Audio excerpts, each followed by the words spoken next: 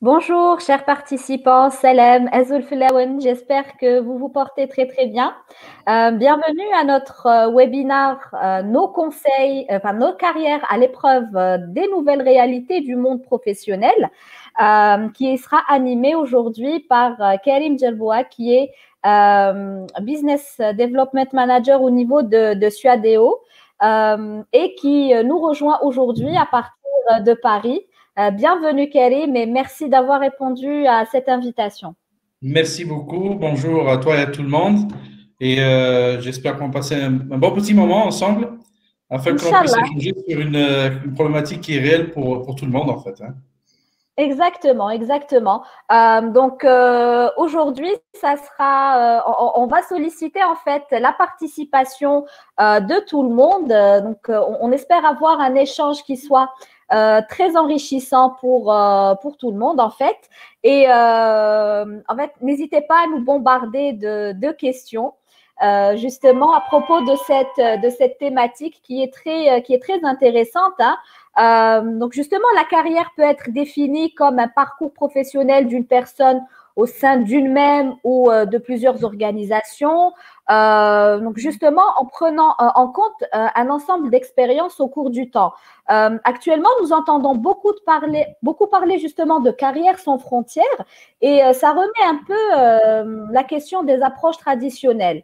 Donc il y a beaucoup de changements politiques, culturels, économiques qui ont un peu bouleversé la nature du travail et la manière aussi d'organiser notre relation à l'emploi. Donc justement, comment est-ce qu'on peut expliquer ce changement de vision envers notre rapport à l'emploi?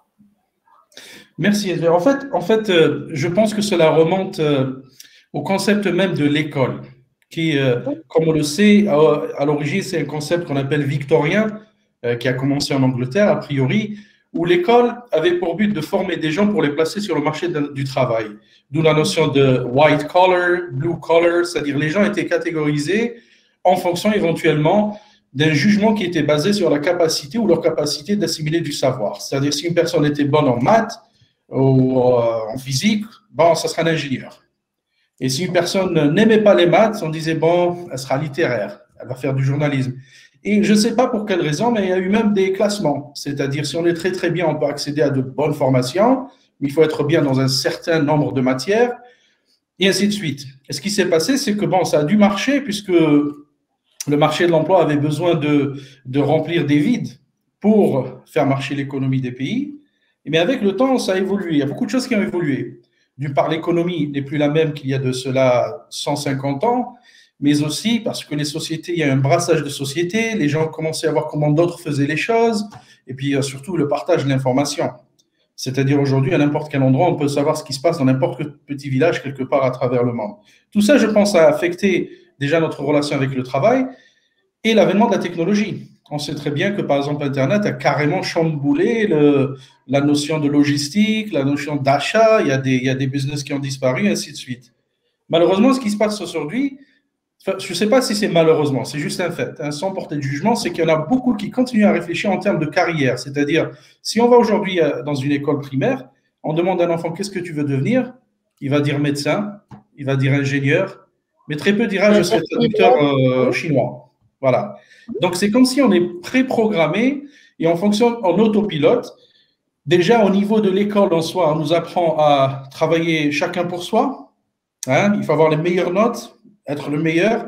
Et parmi les questions qu'on se pose devant un manager de ressources humaines, on nous pose la question, est-ce que vous savez travailler en équipe? Alors que moi, toute ma vie, on m'a dit, il faut avoir la meilleure note. Il ne faut pas montrer aux autres, il ne faut pas travailler avec les autres.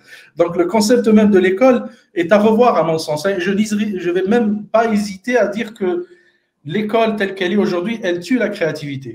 C'est-à-dire, on doit apprendre, on doit répéter ce qu'on a appris, et on ne porte pas de jugement critique sur la chose. Ça donne quoi? Ça va donner des gens qui sont conformes à une certaine façon de penser et on va leur dire maintenant, vous allez faire ça. Et qu'est-ce qui se passe?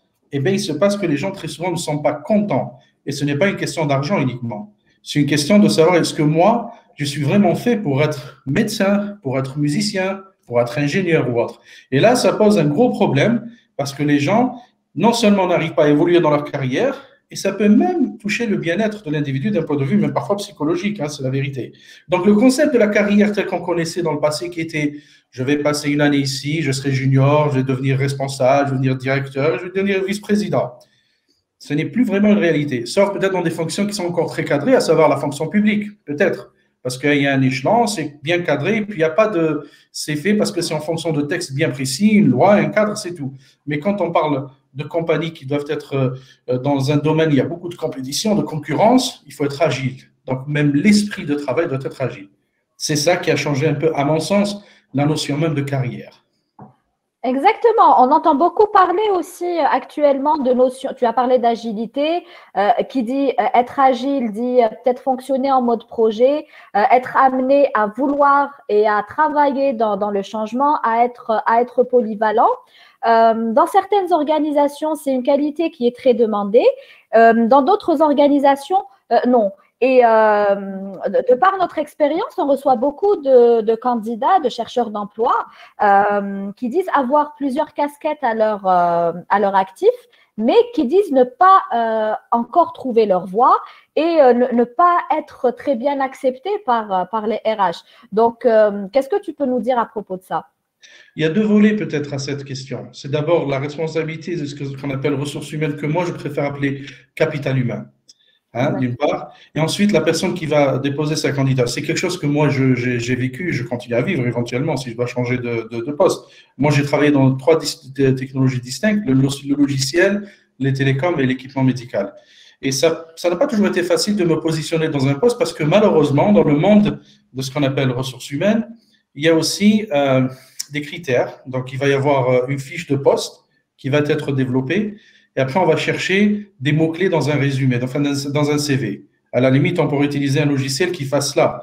Le problème qui se pose, c'est qu'un CV reflète très peu l'attitude de la personne et le savoir-faire réel de la personne, notamment ce que j'appelle l'intelligence émotionnelle et sociale.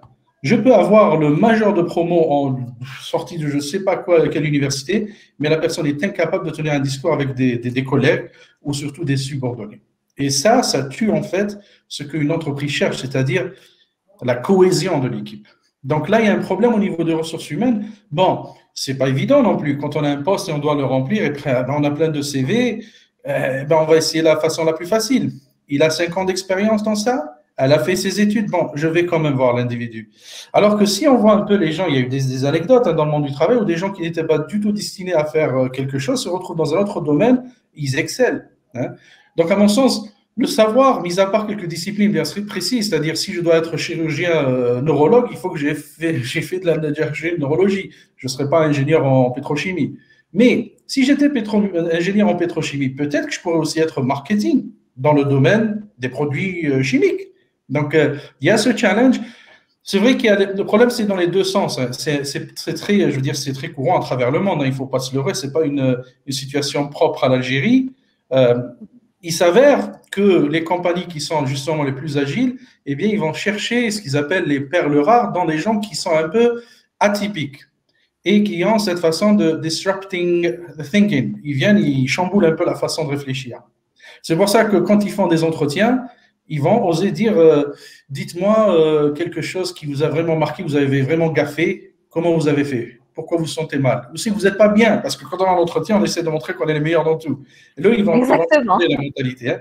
Parce que la réalité du marché du travail, quel que soit notre poste, ce n'est pas toujours rose. Il y aura toujours des moments où il faut prendre du recul et essayer de rebondir justement et de pouvoir donner une réponse beaucoup plus constructive à une situation quelconque. Donc, c'est un challenge, effectivement. Maintenant, pour le demandeur d'emploi, il y a plusieurs étapes. D'abord, est-ce que moi, je sais ce que je veux? Est-ce que je cherche un emploi parce que j'ai besoin de gagner un salaire?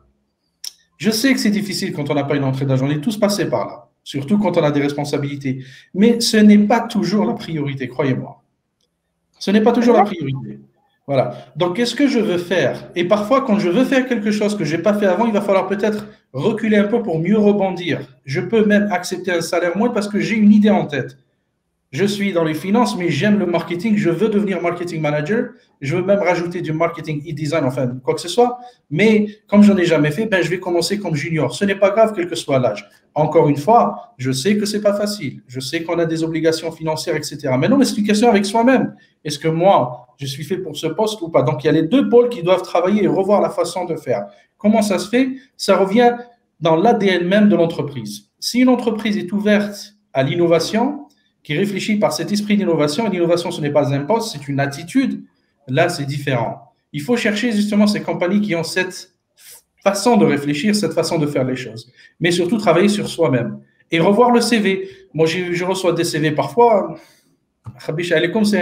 C'est une copie de ce qu'on trouve, une template quelque part, qui ne raconte pas une histoire. C'est-à-dire curriculum vitae. Je sais que ça s'écrit curriculum vitae. Elle est belle. Permis B, ok. Voilà. Voilà. Il n'y a pas d'histoire, c'est-à-dire je ne ressens pas la personne à travers cela en me disant voilà ce que je fais aujourd'hui, voilà ce que je veux faire. Ça se met au début, ça, c'est dans le sommaire. Même sur les objectif, on appelle ça même objectif. Exactement. Objectif de carrière, ça peut ne pas être en concordance avec ce qui va suivre, avec notre parcours, avec les études qu'on a faites, mais c'est justement peut-être cette accroche-là qui peut en dire beaucoup sur nous, sur ce qu'on veut faire, sur où on veut aller. Absolument. Et ne pas hésiter à raconter une histoire.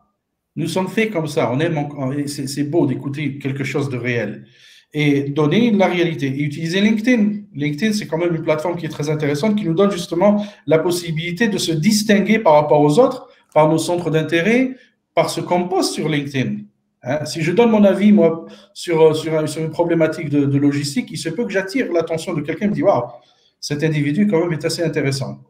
Donc, il faut revoir un peu les choses, comment elles se font. Et ça va devenir de plus en plus une réalité aujourd'hui. Hein. Même la génération qui va venir, c'est encore pire. Le concept de carrière et la façon de réfléchir en linéaire, non pas en parallèle, ça ne fonctionne plus aujourd'hui. Donc, il faut se revoir, il faut sortir un peu de ce moule de réflexion, de se faire ce qu'on appelle en anglais reassessment, voir où c'est que je suis, où c'est que je me vois dans 5 ans.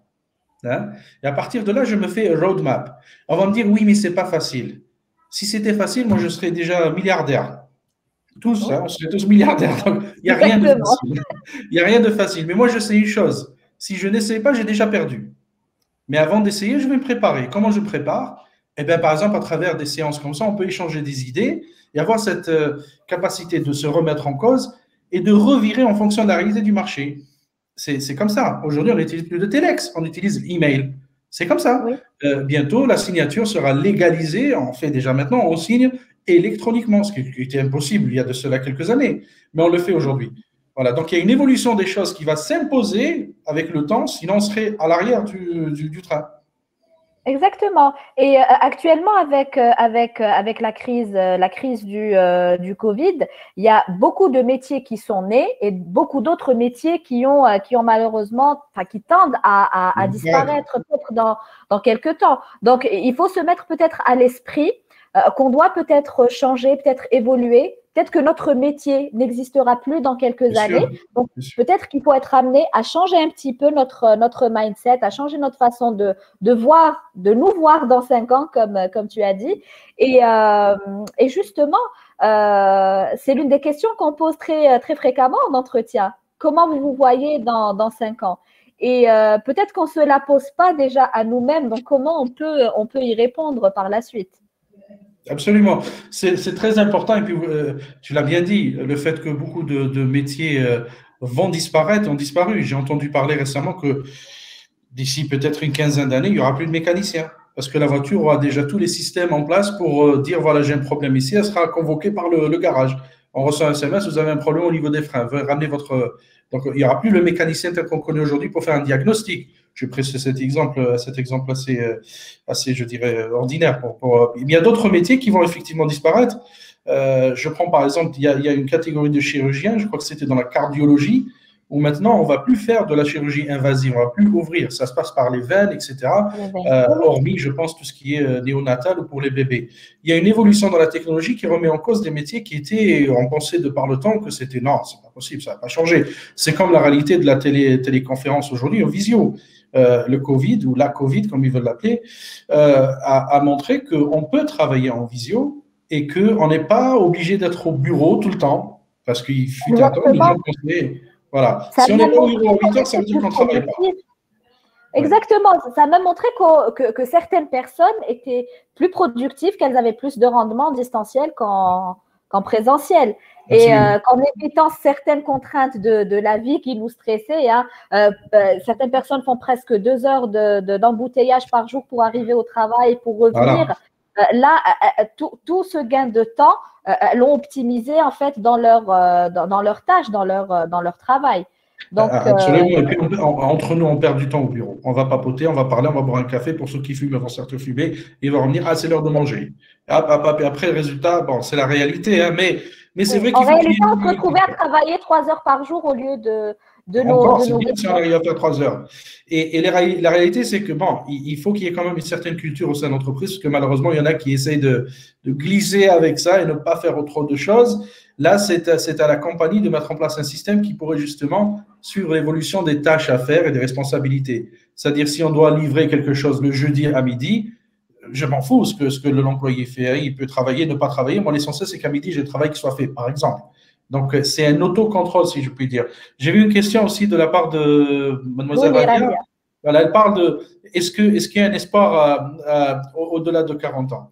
Je suis dans cette catégorie, hein, au-delà de 40 ans. Ça fait peur, hein, ça passe vite. Mais, Radia, moi, je pense une chose, c'est que tout est possible, en toute honnêteté. Vous savez, récemment, j'ai entendu lors d'une conférence une personne qui a dit quelque chose de très, très beau. Il a dit, en fait, la réalité, c'est un ensemble d'opportunités qui demandent à être exprimées. Donc, il y a plein d'opportunités autour de nous. Le seul challenge qu'on a, c'est que si on reste dans la même façon de penser, on va répéter, répéter, répéter. Vous allez voir même qu'il y a des gens qui, paradoxalement, ou peut-être c'est pas un paradoxe, ils peuvent avoir des conflits au sein d'une organisation, un problème avec le management, un problème avec quoi que ce soit. Et quand ils vont dans une organisation, c'est le même problème qui apparaît. Après, on se pose la question, est-ce que c'était l'organisation, c'était le poste ou c'est l'individu? D'accord? Donc, moi, je pense que effectivement, le seul challenge qu'on a au-delà de 40 ans, hormis la santé, parfois, c'est peut-être les responsabilités. Il y en a qui ont déjà eu des enfants, et il y en a qui se posent des questions sur ce concept d'âge, alors que mes enfants me disent c'est it's just a number, c'est juste un chiffre, t'en fais pas. Moi, je pense qu'il faut jamais baisser les bras. C'est-à-dire à n'importe quel âge, et je dis bien à n'importe quel âge.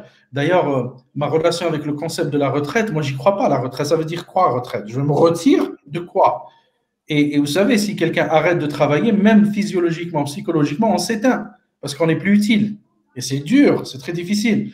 Donc, je ne vois pas une limitation d'un point de vue d'âge ainsi dit, mais plutôt des motivations, des capacités, effectivement, à avoir du temps pour évoluer, peut-être faire une autre formation, et aussi santé. Hein, il faut faire très attention parce qu'on vit dans un monde où, malheureusement, la santé est en déclin parce qu'on ne sait pas vivre et on ne sait pas travailler, on ne sait rien faire en fait. On est juste, bon, c'est un peu trop, je ne dirais pas qu'on ne sait pas du tout faire des choses, mais c'est quelque chose auquel on doit réfléchir.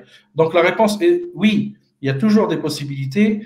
Il faut juste réfléchir d'abord, se remettre en cause, comme j'ai dit tout à l'heure, et vraiment faire une feuille de route, tout en se disant que je dois bouger, il faut qu'elle soit agile, et accepter de nouveaux challenges, et surtout, sortez de votre zone de confort. C'est-à-dire, allez essayer quelque part. N'hésitez pas. Si vous aimez quelque chose, faites-le. Ne dites pas, non, mais quand même, moi, j'ai fait toutes mes études, j'ai fini, je ne sais pas, expert comptable, et là, on me demande de faire du marketing. Ouais, je n'ai de collège. Et alors? C'est pas grave. Il y a beaucoup de gens qui l'ont fait, ils se sont retrouvés dans cela. Il y a Donc, c'est beaucoup pas de un gens souci. qui l'ont fait. Il y a des personnes qui ont fait une reconversion professionnelle. Tu as parlé de retraite après leur retraite Bien sûr, euh, et qui vivent maintenant de leur passion. Peut-être absolument. qu'ils étaient un petit peu confinés dans ce cocon de je dois terminer ma carrière à tel stade, ou là je dois finir mes années un petit peu tranquillement. Mais après, ils ne pouvaient pas rester inactifs et ils se sont rappelés peut-être d'autres passions, d'autres envies qu'ils voulaient réaliser et ils l'ont fait après 50 ans, après 60 ans, même après 70 ans. Oui, Donc, oui. Il n'y a pas de limite. Honnêtement, moi, j'ai dit la limite, elle est vraiment liée au temps qu'on se donne et la santé, c'est tout. Le reste, il n'y a pas de limite. Il faut chercher. Il faut aller chercher ces situations auxquelles on aspire. Y a-t-il exactement. d'autres interventions? Là, Où sont les participants? ils sont où les participants? Radia Fatnat à un certain moment. On a quand même une dizaine de participants. S'ils peuvent justement peut-être partager avec nous leurs expériences ou Voilà. demander conseil aussi à Karim, qui se fera vraiment un plaisir de vous aider sur ce point, donc sur le point évolution de carrière. Justement, qui dit nouvelle réalité du monde professionnel, dit peut-être nouveaux outils, Karim. Donc, en fait, pour parler polyvalence ou pour parler justement nouvelles technologies, quels sont en fait les outils sur lesquels nous devons nous former, sur lesquels nous devons nous perfectionner pour justement aspirer à cette polyvalence? Alors, pour être juste, parce que c'est pas parce que je suis aujourd'hui dans le domaine de tout ce qui est données, mais je pense que toutes les technologies qui a trait à la gestion de la donnée dans tous les domaines, dans tous les métiers, c'est quelque chose qu'on doit maîtriser. Parce qu'il s'agit de la mine d'or de toute organisation, que ce soit un médecin, que ce soit un comptable, peu importe la profession. Je vous invite à vous avoir des connaissances de gestion de données, ce qu'on appelle le big data, ou tout ce qui est intelligence artificielle, tout ce qui est… Bon, intelligence artificielle, c'est pas un mot, Zamawa, c'est énorme. L'intelligence artificielle, c'est la mise en œuvre des statistiques inférentielles. C'est-à-dire, je vais essayer de prédire quelque chose ou apprendre, machine learning, apprendre quelque chose en fonction d'éléments que j'ai. Mais l'utilisation des technologies de données, de nouvelles technologies de données, c'est très important et vous pouvez l'utiliser dans tout ce que vous faites parce que ça va vous permettre de prendre des décisions rapides et agiles. Et donc, vous allez mieux performer dans ce que vous faites. Donc, prenez des cours dans ce sens-là, prenez des formations, il y en a même qui sont online et qui sont très, très bien. Maintenant, si ça vous intéresse, vous pouvez aussi avoir des choses en parallèle pour essayer. Moi, j'ai rencontré des gens qui se sont mis à faire du coding. Ils n'avaient aucune relation avec l'informatique, mais ils apportent leur connaissance du métier. Ils utilisent ça pour créer des solutions et même changer de métier, travailler pour des compagnies qui font cela. Donc, il y a l'outil de la technologie nouvelle, il faut absolument le maîtriser. D'accord? Il y a autre chose qu'il faut maîtriser, coûte que coûte, c'est apprendre à faire la distinction, ce qui est urgent et important dans notre travail. Parce que même quand on a tendance à dire j'ai pas le temps, c'est pas vrai. La majorité du temps, on ne gère pas notre temps comme il se doit. Bien que gérer quelque chose qu'on maîtrise pas, qui est temps, c'est pas évident. Mais vraiment, faites-vous. Moi, j'utilise un calepin à l'ancienne avec un stylo. Demain, je dois faire ça et je pars. J'ai fait ça. Ah, j'ai pas fait ça. Je C'est relance ta pour demain. checklist. Voilà, à l'ancienne. Pourquoi? Parce que je sais pas si vous avez eu l'occasion de visiter un cockpit dans un avion. Vous avez le pilote, le copilote, et puis il y a une autre personne. Et cette personne, qu'est-ce qu'elle fait? Elle contrôle. Et l'un des contrôles qu'elle fait, c'est le checklist. C'est-à-dire un pilote qui a volé je ne sais plus combien de milliers d'heures, il va refaire la même chose, la même routine. Est-ce que vous avez fait ça? Check, check, check. Et c'est sur un papier et crayon. Check, check, check. Notre vie doit être faite comme ça. Il me faut une checklist de tout ce que je fais et ce que je voudrais et je souhaite faire demain. Et je le fais dans mon travail. Et vous allez voir que même dans votre travail aujourd'hui, pour libérer un peu plus de temps pour faire ce que vous aimez, vous pouvez le faire si vous revoyez votre façon de travailler. En incluant à cela la possibilité de faire une formation, la possibilité d'apprendre quelque chose de nouveau et ainsi de suite. Ou la possibilité de réfléchir. Donnez-vous le temps de réfléchir sur votre situation de la carrière. Ne pas être en forme au mode autopilote. Ça, c'est pas bien. Et ça mène à rien, en fait. Et ça ramène beaucoup de frustration. Je crois qu'il y a Une petite intervention justement de Oui, Myriam. oui, Donc, il nous ok. dit, j'ai fait une carrière professionnelle en tant qu'ingénieur de laboratoire. Après ma démission, j'ai fait une formation de délégué et je compte changer de carrière sans aucun problème. Alors, le délégué, la formation, ben, Mariam, pour la petite anecdote, moi, je suis à la base, j'ai évolué dans l'informatique et les télécoms. Donc, j'ai travaillé aux USA, j'ai fait de longues années à Dubaï et je suis rentré un moment en Algérie où j'ai passé 4 ans et demi. Je me suis retrouvé dans le domaine de l'équipement médical, qui était un domaine qui m'était totalement étranger, hein. Et l'un des recruteurs, qui est une compagnie allemande, je leur ai dit, mais I have no background in medical technology. Je n'ai pas, j'ai jamais fait ça. Il m'a dit, c'est pas ça qui nous intéresse, c'est votre façon de réfléchir. On va vous former sur ça. Et c'est quelque chose qui me manque. Le bloc opératoire me manque. Je connais maintenant, je peux parler avec un chirurgien, on parle de choses sur l'instrumentation médicale, etc. Et ça a été l'une des très belles expériences que j'ai eues dans ma carrière. Hein. Donc, c'est un très, très bon move, surtout dans le domaine de ce qui est médical, que ce soit laboratoire. Alors, vous êtes ingénieur en laboratoire, ça veut dire que vous connaissez exactement comment fonctionne un laboratoire. Et du coup, vous pouvez parfaitement vendre de l'équipement qui serait beaucoup plus efficient parce que vous êtes passé par là éventuellement dans votre carrière. Là, l'exemple de Mariam, c'est un très bon. Elle va capitaliser sur son expérience passée.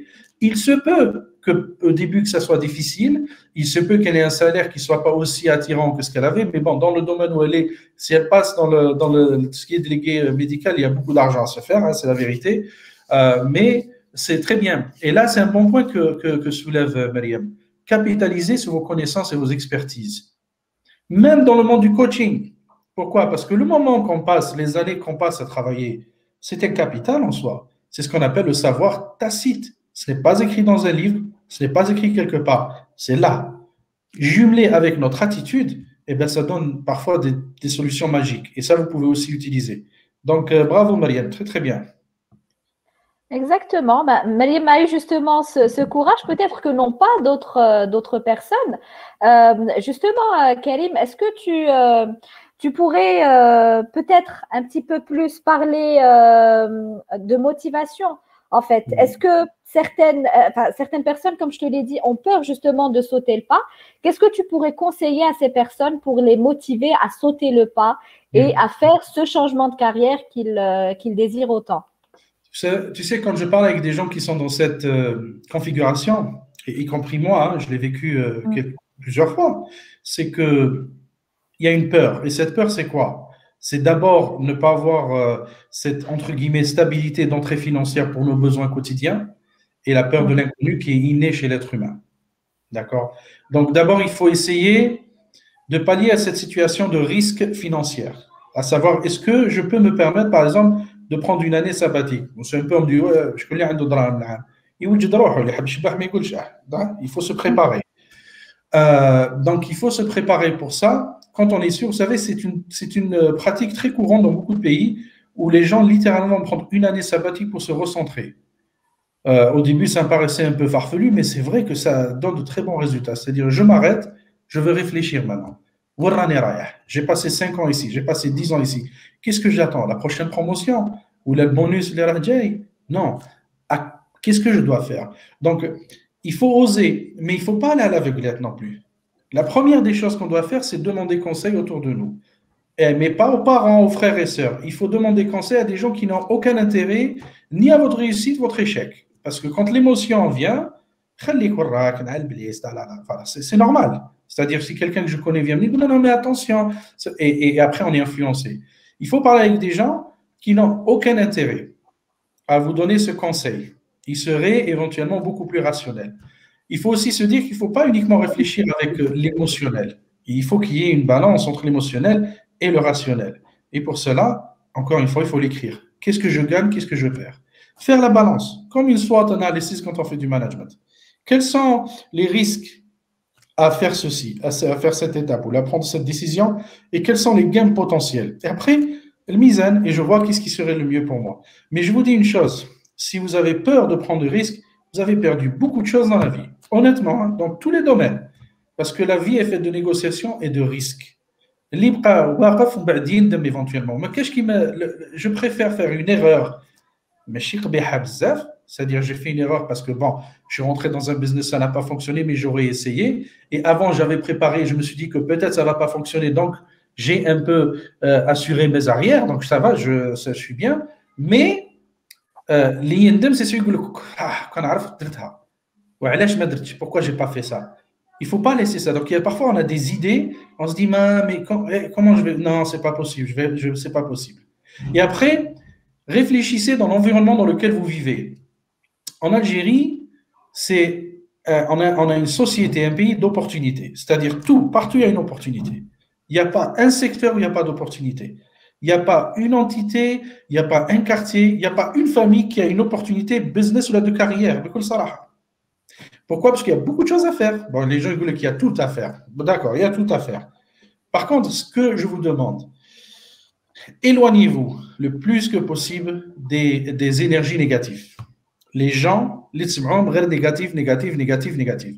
Ils prennent votre temps, ils prennent votre santé et votre énergie. Ils prennent tout. Donc, c'est important de s'entourer des gens qui ont cette positivité et qui osent faire des choses qui ne sont pas, qui sont atypiques, carrément. Parce que, surtout ceux qui ont réussi, et même quand vous parlez des gens qui ont réussi, je vais dire quelque chose qui se paraîtrait un peu atypique, encore une fois, c'est que, voyez s'ils ont fait des erreurs et c'était vraiment une grosse erreur. Parce que Hadouk, ils détiennent la vérité, comment rebondir. Et la vie, elle est ainsi faite. On va avoir des challenges. On va se faire mal. C'est pas ça qui importe, c'est comment on va rebondir qui est important. Et c'est sur ça qu'il faut capitaliser et surtout pas dire c'est foutu, ça y est, ou le mektoub. Le mektoub, il faut participer à le faire par notre action. C'est ça. Exactement, exactement. Il y a beaucoup de personnes qui oui, je vois la réalité en face, là,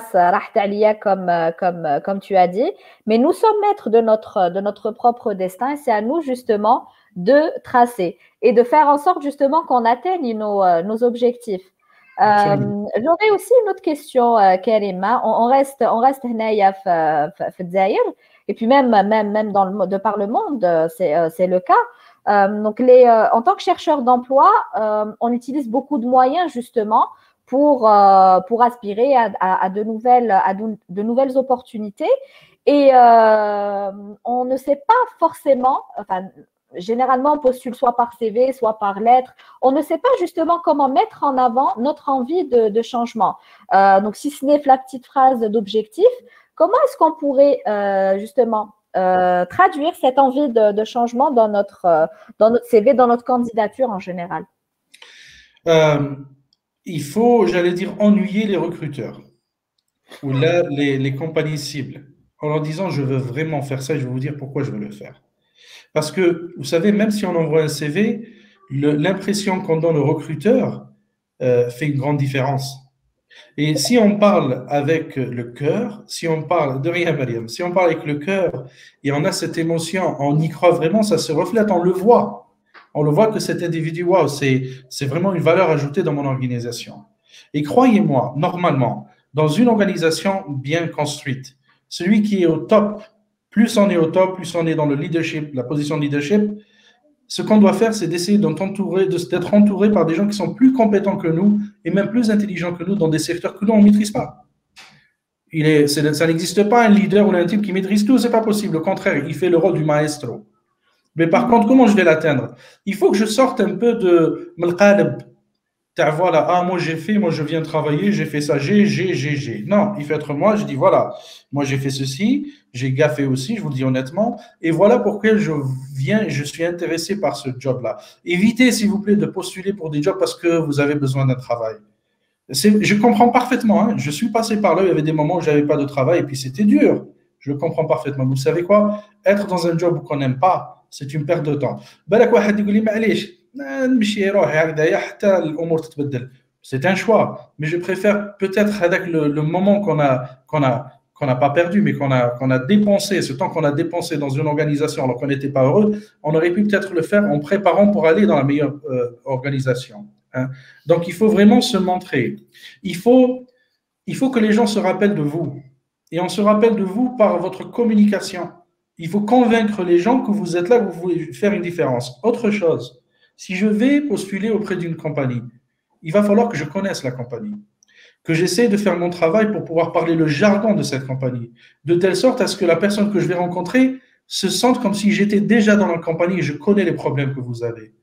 C'est-à-dire, n'allez pas comme si, bonjour, c'est moi, voilà, je suis bien habillé, quand vous voulez, donc on m'avait dit qu'il fallait une cravate, donc voilà, la cravate est là, je suis là, voilà, mon CV, il est super bien fait, alors posez-moi vos questions, je suis tout prêt, je suis tout prêt. C'est une remarque très importante que tu es en train d'avancer, Karim.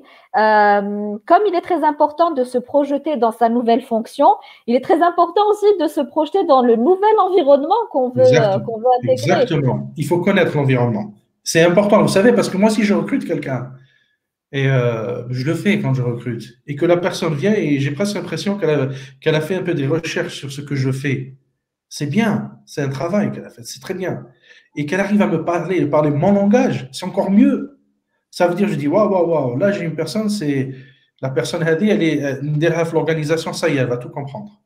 Donc c'est un travail, c'est une compétition, les gars. Il y a quelque chose à faire hein, quand on va pour un poste. On est en pleine compétition. Il faut se distinguer. Et la distinction ne passe pas par les jolis mots uniquement dans un CV. Alors, moi, je ne sais pas la mentalité du recruteur, comment ça fonctionne. J'ai horreur des CV mzoukhés et qui me montrent que des belles choses. Waouh! Si le candidat est aussi bien que ça, là, il n'est pas en poste aujourd'hui. C'est qu'il y a un problème. Soit qu'il n'était pas dans la bonne organisation, ou que ça s'est arrêté, ou là, elle a décidé de partir, comme on a dit. Mais je veux savoir, je veux entendre l'histoire. The bottom line, comme on dit en anglais, c'est quelle est votre histoire? Pourquoi je suis en face de vous aujourd'hui? Et pourquoi je dois vous faire confiance pour vous donner cette mission? Et là, c'est à vous de le travailler. Parlez du cœur. N'ayez surtout et jamais, jamais, jamais aller avec des préjugés. En disant, vous savez, quand on pense à quelque chose qui est négatif, ça se reproduit. C'est-à-dire, si je rentre dans l'entretien, je me dis,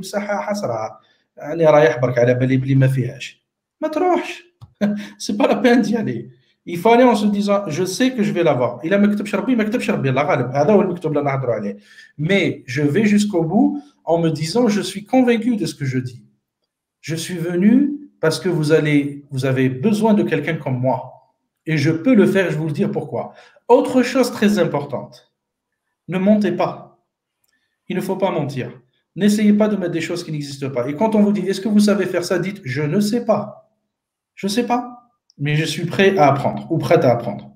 Ça relève aussi de la sincérité de l'individu. Vous savez, je préfère l'attitude au savoir. Ça dépend bien évidemment du travail, du contexte, mais en grande majorité, je donne beaucoup plus de points à l'attitude, l'intégrité de l'individu que le savoir ou les diplômes.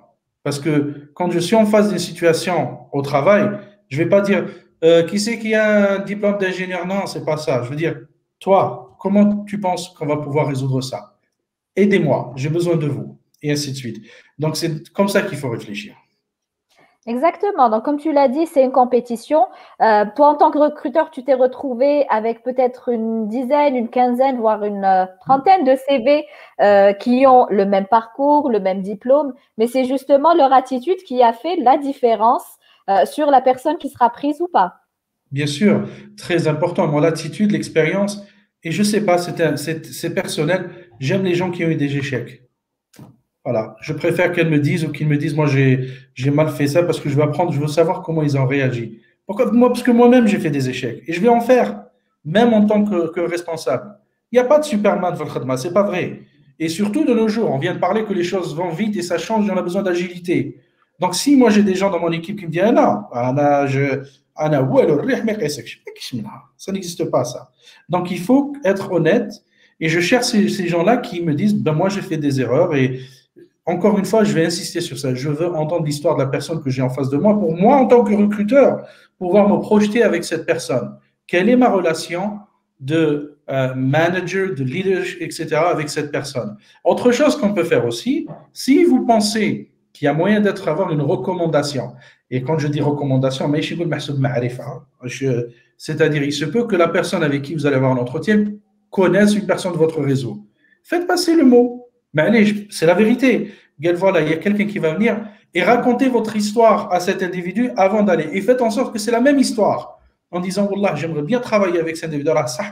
Je l'ai vu sur LinkedIn, ou je ne sais pas quoi. Et franchement, j'aimerais vraiment, vraiment rejoindre cette compagnie. Est-ce que tu peux lui dire de m'accorder son temps? Mais si d'interférer. Donc, la personne qui t'a recommandé aura un certain niveau d'influence qui va permettre justement à cette personne d'être préparée à t'écouter. C'est un fait.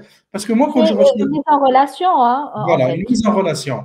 Parce que quand je reçois, moi, un stack de CV, j'ai des capacités aussi humaines. Je veux dire, je ne vais pas pouvoir tout revoir. Et pour être juste, ben, c'est vrai que si j'ai une recommandation et que la personne vient et que je vois que cette personne vraiment reflète ce qu'on m'a dit d'elle, OK, ben, je vais peut-être de mettre cette personne en avant pour voir par rapport à d'autres, certainement.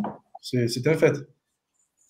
Exactement. Là, tu as parlé, là, j'ai deux points peut-être à avancer, Karim. Tu as parlé en fait d'intermédiaire et de Marifa surtout. Hein. Marifa tel qu'on la connaît ces semaines, c'est oui, flana ou khadma, tu le places. Là, ce n'est plus le cas. Là, c'est une mise en relation. Voilà. Après, tout va se jouer avec la personne en elle-même. On appelle L'opportunité, recommandation. exactement. On utilise aussi le mot cooptation Oui, pour ça. Donc, on cherche l'opportunité avec la mise en relation. En oui, fait, on est traité sur le même pied d'égalité que absolument. les autres candidats. Ça, Absolument. c'est un premier point que je voulais en fait préciser parce que j'entends beaucoup le mot ma'rifa ou دخل بالمعرفة ou دخلت بالمعرفة, etc. Ce Et n'est c'est plus le mauvais, cas. hein, parce que Marifa, normalement, c'est le savoir, c'est quelque chose de beau. C'est-à-dire, Oui, c'est devenu c'est devenu péjoratif. péjoratif. Exactement. Exactement. Il y a aussi un deuxième point que je voulais un petit peu discuter avec Karim, c'est la notion de mentorat. Donc, on peut justement Très bien. chercher un mentor. Peut-être qu'on veut intégrer une entreprise, qu'on ne connaît pas très bien comment ça se passe dans l'entreprise, et on peut solliciter peut-être une personne de cette entreprise pour nous parler de cette entreprise, nous dire comment ça se passe et pour nous coacher. En fait, un mentor partage avec nous son expérience. Hein. Contrairement à un coach, oui, il nous dit voilà ce que tu dois faire, voilà ce que tu dois faire. Mais un Exactement. mentor partage avec nous son expérience. Et moi, je voudrais bien entendre ton avis, là, ton commentaire sur le mentorat et comment on pourrait utiliser cet outil génial que je trouve génial pour justement décrocher le job de nos rêves et d'évoluer dans notre carrière comme on le souhaite. Tu sais, le mentorat, c'est quelque chose d'extraordinaire, ce que tu viens de mentionner, parce qu'on l'a perdu. Et on l'a perdu, pourtant dans plusieurs civilisations, hein, de par l'histoire, le concept de mentorat a toujours été présent, c'est-à-dire avoir une personne de Depuis référence. la mythologie, c'est un mentor, Voilà, d'ailleurs, c'est un personnage de la mythologie grecque. Hein, donc, exactement. Et donc, avoir accès à une personne qui pourrait vous dire les quatre vérités en face, sans pour autant avoir de l'émotion. Gaël, ce que tu fais, c'est fou, il faut changer. Une personne qui est bien évidemment qui n'a pas d'intérêt, comme tout à l'heure, comme j'ai dit, une personne qui va vous conseiller, hein, ça rejoint un peu ce que j'avais dit. exactement. Voilà. Et c'est très important d'avoir un mentor. Moi, j'en ai. Je parle avec lui de temps à autre, une fois tous les 3 mois, et on revoit plein de choses, que ce soit personnel ou au niveau du travail. Et ça permet vraiment de voir les choses avec un recul. Il faut chercher, il faut avoir des mentors. Maintenant, le mentor, c'est des gens qui ont quand même une capacité justement à avoir de l'empathie, mais pas glisser dans un comme à hein. Mhm. Plutôt être beaucoup plus sur l'aspect essayant de réfléchir ensemble. Je ne vais pas t'aider directement. C'est-à-dire, ce qu'il faut savoir, c'est qu'au fond de nous, chacun de nous a un début de solution s'il n'a pas toute la solution. Il faut juste aller puiser au fond de nous, dire. Et la plus grande question qu'on se pose, et je défie qui que ce soit en me disant, est-ce que tu es content là où tu es dans ta compagnie? Ou là, pourquoi tu veux chercher un travail? Dis-moi honnêtement pourquoi tu veux ce poste. Ne me dis pas parce que j'ai besoin d'un travail. Je le sais, ça. Ne me dis pas parce que ça a l'air. C'est pas ça qui m'intéresse. Ou le cas de salaire pour 5 ans, c'est bien, parce que les chances peut-être évoluer, vont changer, le prix de la vie va augmenter. C'est de se poser cette question. Littéralement dire qui suis-je? Quelles sont mes aspirations? Et là, ça peut passer évidemment par un mentor. Le mentor permet justement de canaliser un peu, non pas les pensées, mais la façon de penser, la façon de réfléchir. Parce que chacun est indépendant sur son acquis, qu'il a acquis à travers la façon dont il a été éduqué, son entourage, la société dans laquelle il vit, et encore une fois, cette aspiration. Donc, c'est très important d'avoir accès à un mentor, c'est un très très bon point, et j'invite tout le monde ici à le faire. Maintenant, où les trouver? It's your job. Il va falloir le chercher. C'est généralement des gens d'un certain âge qui ont une certaine.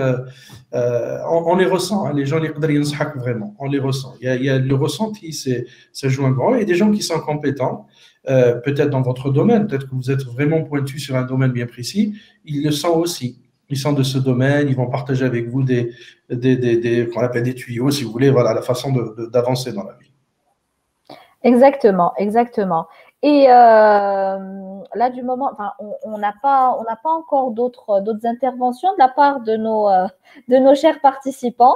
Donc, si quelqu'un aussi peut partager avec nous, peut-être qu'il a eu une expérience avec un mentor qui a peut-être qui l'a influencé dans sa vie et qui l'a guidé justement à faire le bon choix. Ceci dit, Karim, qu'est-ce que tu pourrais aussi conseiller à nos participants en dernier recours? Quel est le conseil que tu voudrais justement qu'ils gardent en tête pour réussir justement leur challenge et à réussir à aborder, à entamer cette nouvelle relation avec les nouvelles réalités du monde professionnel? Il y a deux volets très importants. Je vais rebondir sur l'aspect santé et c'est très très important. Et je parle de choses très basiques. Vous allez peut-être rigoler, mais c'est une réalité. Apprenez à respirer. Ça fait rigoler. La majorité d'entre nous, on ne le fait pas. Il y a des ressources en ligne. Vous allez, franchement, quand je dis aux gens, ils me disent de quoi ils parlent, respirer. Non, vous ne respirez pas. Il y a des méthodologies. Ça permet justement de booster un peu l'oxygénation du cerveau. Ça nous permet de mieux se recentrer et mieux réfléchir. Ce qu'on mange, comment on vit, c'est très important. On est ce qu'on mange, hein. C'est comment on vit. Réduire le stress. Réduisez votre stress. Pourquoi j'ai dit cela? Si j'ai un conseil à donner à chacun, apprenez à prendre un moment pour vous-même chaque jour, dans le silence le plus absolu. Et je me recentre. Parce que c'est ça qui va décider de votre avenir. C'est votre réflexion et votre action. Ou qadar Allah. Il y a quand même votre réflexion. Si on n'est pas en symbiose avec notre pensée, ce qu'on appelle en anglais our being, ma personne et mes ambitions, je ne peux pas avancer. C'est pour ça que vous allez trouver des gens qui sont animés d'une passion extraordinaire et en dépit de tous les défis qui sont en face d'eux, ils vont le faire quand même parce qu'ils sont alignés. Et cet alignement, vous ne pouvez l'avoir que si vous vous connaissez vous-même. Et cette connaissance de soi passe justement par ce moment de recul qu'on doit prendre le plus que possible. Je veux être loin de tout le monde. Je veux réfléchir. Je veux me connaître moi-même. Oui, je m'appelle Karim. C'est vrai, c'est un prénom qu'on m'a donné. Je ne l'ai pas choisi. Hein, c'est mes parents qui me l'ont donné. Mais au fond, qui suis-je? Que vais-je faire? C'est quoi mon ambition? Ça va se refléter sur votre vie personnelle, mais aussi sur votre vie professionnelle. Et c'est là où vous allez arriver à une certaine zénitude, si je puis dire, qui va vous permettre de mieux vous orienter. Et encore une fois, s'il vous plaît, le contexte est un état de la mentalité est un défaut كبير, il y a la négativité. Très souvent, on voit les choses on a une facilité extraordinaire à trouver les raisons pourquoi ça ne fonctionne pas. Au lieu d'aller dénicher la solution. Il faut le dire, c'est une aqliya, la ghalab. Bien sûr, la ghalab ala kul shay, ça c'est notre faute. Donc, il faut absolument revoir ça. Donc, réfléchissez sur ce point-là pour prendre votre temps, mieux vous connaître, définir ce que vous voulez faire, priorité, écrivez-les, il n'y a pas mieux que l'écriture. Entourez-vous de gens positifs avec un mentor et cherchez la connaissance qui vous permettrait d'atteindre votre objectif. Et prenez des risques calculés. Quand je dis prenez des risques, quand je dis sortez de votre zone de confort, calculez quand même. Mais si il va abandonner un poste ou même non, il faut bien choisir, il faut le faire zainement et se dire je tente. Et si ça ne marche pas, quelle est la catastrophe qui peut se produire? Je sais ce qui va se produire, je sais comment je vais rebondir. Celui qui n'essaye pas, il a déjà perdu, hein, on l'a dit tout à l'heure. Donc, oui, exactement. Et là, tu as parlé tout à l'heure de Mektoub et de la Ghalib, oui, mais il y a une autre citation qu'on dit chez nous et que j'aime beaucoup, c'est Tsebbeb ya abdi wa ana na'aynek. C'est normal, ما في القرآن فاتخذ السبب واتبع سببا. Il faut vraiment un sabab. Parce que le qada ou le qadar, c'est quoi? Allah subhanahu wa ta'ala connaît notre destin. Ça, il nous a donné l'opportunité de choisir et de faire des actions. Et qui fait définis, sache ce que tu veux et travaille et fais en sorte et surtout de sortir de la boîte dans laquelle on est. Hein? C'est-à-dire, je ne veux pas comprendre les choses uniquement parce que je pense connaître aujourd'hui. Je demande l'avis des autres. Nasiha. Et j'ai le mentor qui va m'aider à aller de l'avant. Ça, c'est très, très important. Parce que si je suis comme ça, je ne peux rien voir. J'ai des œillettes. C'est très, très important. Et oser faire les choses. C'est une loi de la physique. Action, réaction. Vous savez, j'aime dire à mes enfants, c'est le 1 degré, 1 degré. Vous savez très bien qu'à un certain niveau de la mer, à une certaine température, l'eau commence à bouillir. Si on descend au-dessous de cette température, l'eau ne bout pas. Mais on a rajouté 7 degrés, ce petit degré, ça a bouilli. Ça donne quoi? Ça a donné la vapeur.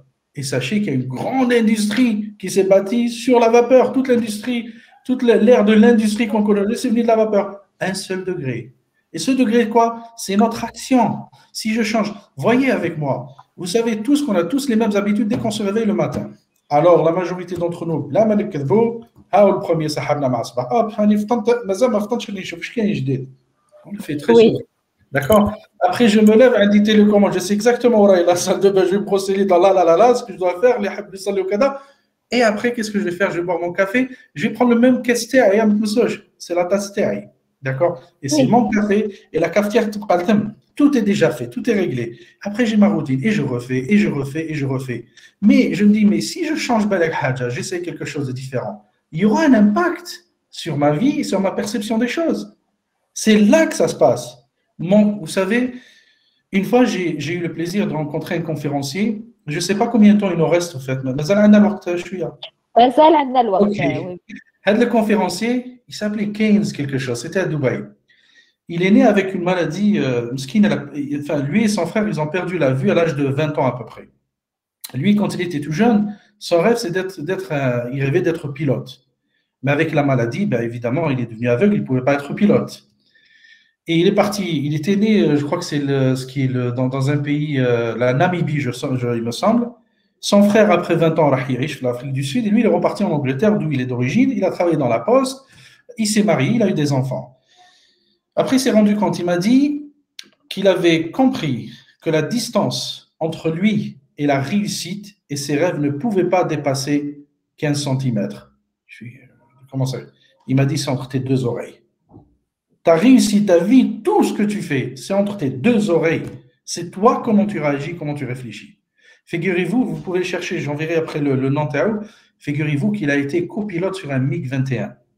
Il a atterri après plusieurs années. Cet homme a fait l'ascension de l'Himalaya, le mont Everest, des deux côtés, du sud et du nord. Il a fait le marathon du Moab aux États-Unis, l'un des plus dangereux. Il a fait plein de choses. Il m'a dit, maintenant, j'ai fait beaucoup de choses que je voulais faire parce que j'ai compris que la seule chose qui me sépare de la réussite, I will try until I make it or I drop dead. Je le fais, soit je réussis ou je meurs. Voilà, je ne vais pas arrêter jusqu'à ce que j'arrive à le faire. Par contre, le seul regret qu'il avait, il m'a dit, c'était de pouvoir voir le visage de mes enfants. Mais il a fait beaucoup de choses dans la vie. Et c'est comme ça qu'on doit réfléchir, Edjma. Personne ne viendra frapper à votre porte, je t'ai ramené la baguette magique. Ça n'existe pas, ça. C'est nous les magiciens.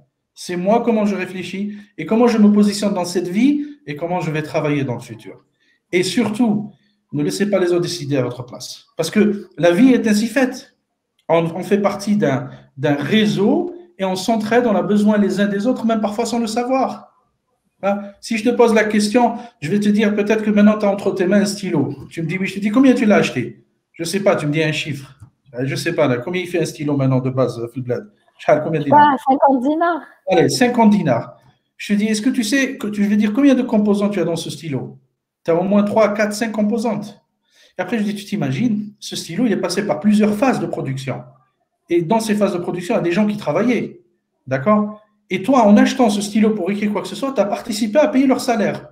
Et alors, tu ne les connais pas. Oui. Vous voyez comment on est connecté? C'est comme ça. Mais après, c'est mon attitude, mon choix de pensée, mon choix des gens avec qui je vois et les informations que je reçois, les amro, les racés, c'est comme ça. Et c'est à partir de là que je me recentre. Ce n'est pas magique et ce n'est certainement pas facile. Oui. Je ne suis pas en train de dire tout va. Non, non, non. Tout est histoire de planification et d'accepter le fait que je peux aller. C'est ça la vie. Mais la seule chose que je dois faire, c'est que je sois conscient de mes choix et je me prépare étape par étape et j'ose prendre des risques calculés. Et ce calcul ne vient pas uniquement de moi, comme j'ai dit, je vais le répéter, mais de mon entourage, des gens qui vont me donner des propositions de solutions et des mentors. Ou le jma'a négatif, c'est tout. Parce que sinon, c'est going down the drain. Exactement, hein, on les appelle d'ailleurs les sensus d'énergie, les sensus de bonne énergie. On peut être dans un mood très positif. Et ben, on se sent pas bien. Oui. Et je crois que je me demande si l'être humain n'est pas fait comme ça. Comme on est un être social, peut-être qu'on a tendance, sans le savoir, à essayer de se mettre aux normes de ce qu'il y a autour de nous. C'est-à-dire, c'est comme si je voulais appartenir au groupe. Et là, parce que c'est comme ça. Je ne sais pas si c'est de l'inconscient, mais je vous dis, le négatif, il y a la taïf, laissez tomber ça. Et puis, c'est malheureux, il y en a plus que le positif, ça c'est global, hein, c'est pas uniquement. C'est des gens qui, je ne sais pas, واحد خايف je ne vais pas vous dire زعما يتمنى لك الشر ولا non, c'est des gens qui sont comme ça, ils ont besoin d'aide. بالك احنا on peut les aider, mais bon, parfois on n'a pas trop le temps parce qu'il faut nous aider nous-mêmes d'abord. Hein. C'est peut-être un peu égoïste, mais c'est la vérité. On a tous des responsabilités. Ceux qui parmi nous sont mariés ont des enfants, ceux qui vont, ils l'auront, Inch'Allah, bientôt. C'est très important tout ça. Il faut le comprendre. C'est moi qui vais décider, biqadrillah, bien évidemment, de ce qui va advenir. C'est très important de se mettre ça dans la tête. J'ai besoin de personne. Les autres, c'est dans le cadre d'une relation, etc. Mais ce n'est pas eux qui vont décider. I decide, c'est sûr. Très bien, très bien. Bah, écoute, sur une belle phrase de Maryam Hadjimi qui dit la persévérance est la clé de la réussite. Je te remercie infiniment, Karim, de ta merveilleuse intervention et surtout de ton partage d'expérience. J'espère avoir à animer un autre webinaire avec toi très prochainement. Très Avec prochainement. plaisir. Merci aussi à nos participants de nous avoir rejoints. Donc, je vous dis à très bientôt pour un prochain webinaire. Et je vous souhaite un bon début de semaine et une bonne fin de semaine pour toi, Karim. Merci beaucoup, merci pour l'opportunité. Je remercie toute l'audience et je vous souhaite tous que du bonheur et de la réussite. Inch'Allah, Inch'Allah. Merci beaucoup à toi, Karim, et merci à vous, chers participants. Au revoir. Au revoir à tout le monde, au revoir.